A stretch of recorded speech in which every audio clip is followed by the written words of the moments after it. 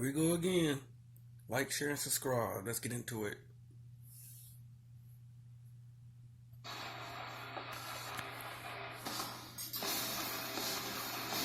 Among the soldiers of history, the samurai is one of the most prestigious and dangerous. So let's pit two of the best of them in a fight to the death. Samurai Jack, the warrior prince lost in time. And Afro Samurai, who's one cold-blooded mother effer. He's Wiz and I'm Boomstick. And it's our job to analyze their weapons, armor, and skills to find out who would win a death battle. Long ago, in a distant land, Aku, the shape-shifting master of darkness, unleashed an unspeakable evil. But a foolish samurai warrior wielding a magic sword stepped forth to oppose me.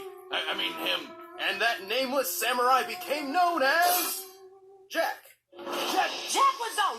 Jack. Yo, Jack. Jack was. Jack doesn't really strike fear into your enemies. Young Jack was the son of a Japanese emperor who had imprisoned Aku years before. However, upon Aku's return, the emperor and his army were quickly defeated. The last of all hope remained in the hands of his son. Oh, look how small he is. Well, to I like rub Samurai her Jack. the snot out of Aku, little Jack traveled the world, training with the best of the best. Most notably, he learned horseback riding from a sheikh, staff fighting in Africa, wrestling from gladiators, axe throwing from a Russian boyar, mounted combat from the Mongols, martial arts from Shaolin monks, And archery from freaking Robin Hood. You know, everyone's favorite talking fox. Ooh, the lolly. Wrong Robin Hood. That's your opinion. Jack's progress was exceptional. At just 8 years old, he defended a whole village from a band of marauders. All before he could even legally drink the good stuff. 17 years later, he was ready for the final boss. He just needed one more thing. His pajamas. No, his katana. Katana, pajama, tomato, Alfredo, it's all the same. But before Jack could put his training to good use, Aku pulled a bitch move and zapped him hundreds of years into the future. What a waste. Just like when you spend 4 sleepless years struggling through college, and then find out too late that nobody cares about your English major. I thought you graduated from the School of Evil Science or something. Well, you still have to pick a major. Should have chose a more practical one, Wiz, like mine. Anyway, even though he was trapped in the future, Jack stuck to his mission to get back to the past and take down Aku. And he had the right weapon for the job. See, Aku cannot be harmed by conventional means. Thus, a special blade was forged by gods from Norse, Egyptian, and Hindu pantheons. This mystic sword is nearly unbreakable and absolutely incorruptible. And boy, is Jack's katana an extremely effective weapon. It can absorb and redirect energy, including fire, vaporize beings of evil, and slice through nearly any substance, even adamantium. The Wolverine super metal? Why is that there? Probably just coincidental naming, but it is shown to be stronger than steel. Of course it is. So the sword's pretty awesome, but so is Jack. He's strong enough to push over this giant pillar, tough enough to survive a fall from orbit, and fast enough to defeat 6 bounty hunters in the time it took for 1 drop of water to hit the ground. By timing the drop, all this had to have taken place in about 1/3 of a second. He's like a ninja samurai. Ninja-murai. Actually, he is trained in ninjutsu, which probably helped when he was forced to dodge beams of sunlight. For this one in particular, it's clear Jack began dodging after the beam was fired. By examining both Jack and the beam's movement frame by frame, we've concluded his highest reaction speeds must be nearly 70% the speed of light. Damn, that's fast. What can he do? Next thing you'll tell me he has the power to fly or something. Well, Jack can't fly, but he did learn how to... Jump good. Yes, that. By strapping a giant boulder on his back, which compared to his height we can determine to weigh 39 tons, Jack learned how to leap high enough to clear these trees. Crouching tiger, hidden samurai. These trees are pretty big, and this jungle has a bunch of these ugly baboons running around. And if I were a betting man, which I am, I'd say that this is the African rainforest, where the average tree is about 130 feet tall. Tips on Jack from my basketball team. Guy's got hops. We haven't even mentioned the time he survived several exploding missiles with his friend, the Scotsman. Why Why does he look so familiar? Well, I like him. With so much talent, it was only a matter of time until Jack found his way home and defeated Aku once and for all. But it took a lot longer than it probably should have. 50 years, in fact. Yeah, good thing time travel makes you stop aging for some reason. But Jack's a good-hearted soul, like a Boy Scout who hasn't discovered Twitter yet. He can be pretty gullible when it comes to more devious opponents. Also, he continues to prolong his lonely journey over and over, just because he frequently puts the needs of others before his own. Still, the forces of evil should watch out for Samurai Jack.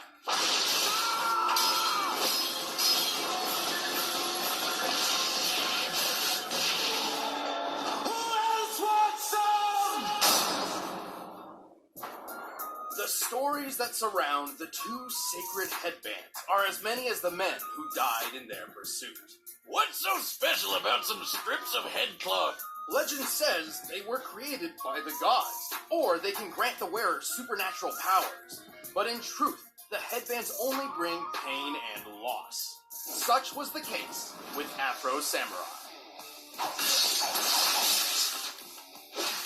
Wait, did his parents really call him Afro?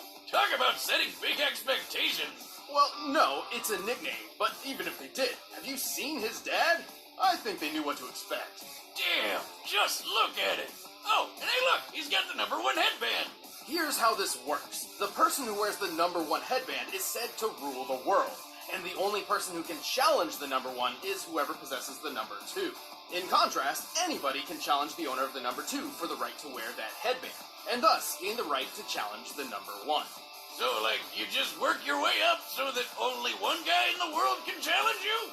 So where do I get one of these headbands? Then no one will mess with me.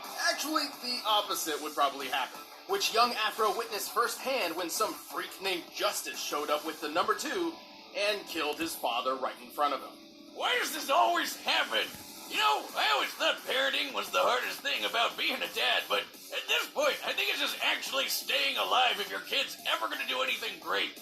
Or just sticking around for them. Despite knowing that he was effectively creating a future challenger, Justice left Afro alone to mourn his loss. So, of course, Afro swore revenge and started learning swordsmanship under a swordmaster named Swordmaster. Who the hell is naming these people?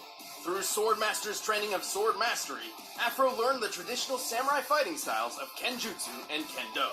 Kenjutsu is all about how to kill an opponent as fast as possible, while Kendo is more about discipline and being zen and stuff. Naturally, Afro preferred the more kick-ass one. Right. Swordmaster's goal was to refine Afro's body and mind, instilling upon him a sense of honor, or bushido. But that didn't quite mesh with Afro's thirst for vengeance. So when he found out that Swordmaster had the #2 headband all along, he knew what he had to do. And now he could take down the guy who killed his dad. Alongside his new friend, / burden, Ninja. Oh, come the on! Where'd this guy come from? Now don't we look like shit? How you been, man? Well, it's not entirely clear. He's there, but at the same time, not there. Ninja is believed to be the guardian of the #2 headband, but all he ever really does is talk, and talk some more. He got arrows and grenades and shit. You ain't got no chance, dude. Though it's also possible Ninja is simply a figment of Afro's mind, brought about by psychological stress. You know, I have an imaginary friend. Aren't you a little old for that? Not for Al Gundy. He's a gun who also talks to me. He tells me to do stuff. Okay. Anyway, to be honest, calling Afro a samurai is a bit misleading. He's actually more akin to a ronin, a samurai with no master.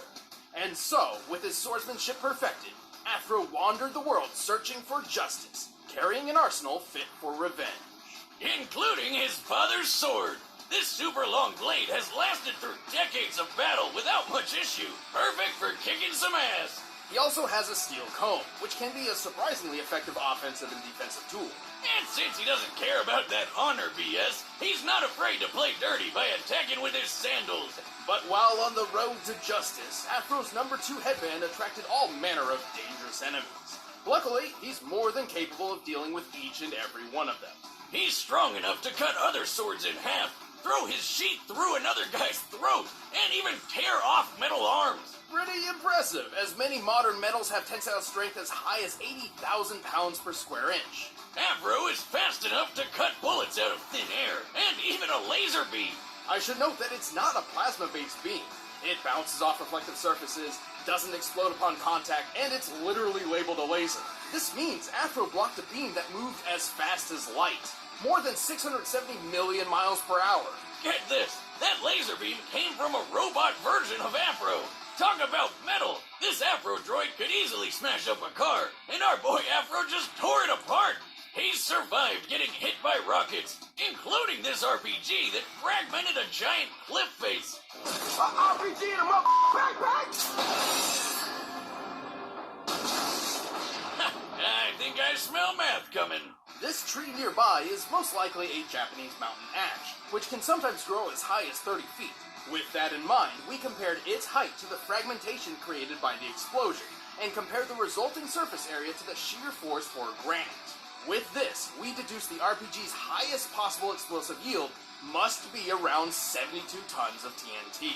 Damn, what kind of mega rocket launcher are these guys packing? Where do I get it? Many stood in his way, and Afro didn't get through them all unscathed. But by the end, he cut down justice, took his revenge in hand, and proved to the world that Afro Samurai is #1. Why you gotta kill all my men? Why you gotta kill me? Nothing personal. It's just revenge. All right, the combatants are set. Let's end this debate once and for all. But first, looking at these swords makes me want to sharpen my knives for my Blue Apron meal tonight. By now, you've probably heard of Blue Apron, the leading meal kit delivery service in the U.S. But did you know about all the different kinds of delicious foods you can make? Like the honey chipotle glazed chicken with poblano and lime rice. There's plenty to choose from, since they offer 12 new recipes each week. All you have to do is choose the 2, 3, or 4 that sound best to you, and they deliver it right to your door. Plus, it's super simple to cook. It's got easy-to-follow instructions and perfectly proportioned ingredients. They're non-GMO, and the meat has no added hormones. My favorite part is feeling like a master chef, making creative and delicious meals with my own hands. You guys really need to try it out. It's pretty nice coming home knowing I'll have a delicious meal I can whip up with ease. So check out this week's menu and get your first 3 meals free at blueapron.com/battle. That's blueapron.com/battle to get your first 3 meals free. But right now, it's time for a death battle!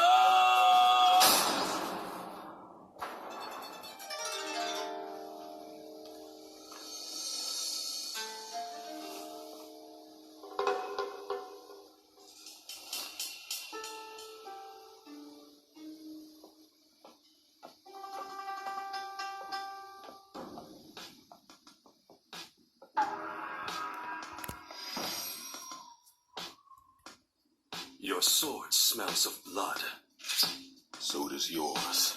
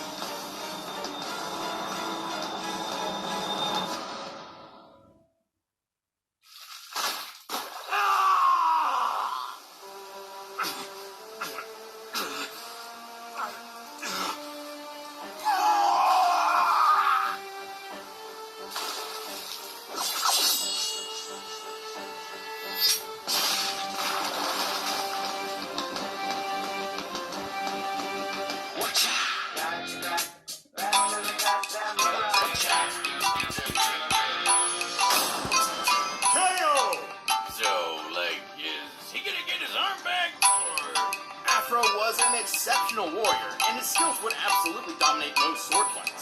However, Jack has had a lot of experience with opponents who fight dirty, and Afro could not stand up to his physical superiority. Yeah, Afro never showed strength like how Jack lifted that 39-ton boulder. Jack could react as fast as 70% the speed of light. Afro did block that light speed laser beam, but based on the distance between him and the Afro droid, he only needed to react around 21% the speed of light to do this, still putting him at impressive relativistic speeds, but not even half as quick as Jack. Also, while Afro survived that mega-sized RPG explosion, don't forget how Jack survived a fall from orbit. While it does seem the spacesuit was responsible for Jack's surviving re-entry, it certainly can't be held solely accountable for the final impact. Starting his descent from the Kármán line, or the boundary between Earth's atmosphere and space, Jack covered a distance of 62 miles in just under 7 seconds, moving well over terminal velocity. Thanks to being propelled by exploding space speed. Which means his top velocity was approximately 37,000 miles per hour. Adding the spacesuit's weight to his own, this means his impact force must have equaled about 19 megatons of force. Way more than anything Afro survived.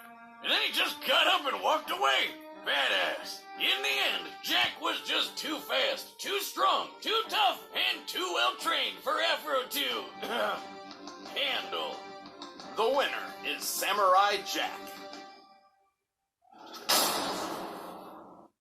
Please like, share, and subscribe. Peace out. Got more coming.